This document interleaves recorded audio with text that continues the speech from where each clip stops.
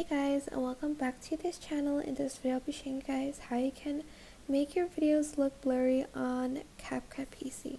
So select the video that you want to blur out, go to effects and go to video effects here and select lens. You can also choose this halo blur one, but it does turn it into like a clear one at the end. So if you don't want to do that, just like adjust the speed here, or split it and adjust the speed, and then delete the end that doesn't have a blur.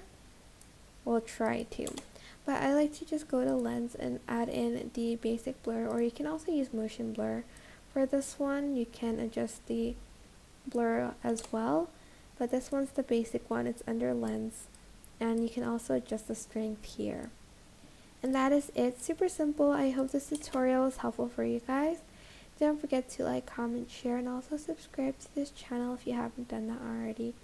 If you have any questions, just leave it in the comment section down below, and I'll try my best to answer them all for you guys. And if you found this video helpful, please click the thanks button above the description box down below. Thank you so much for watching. Bye!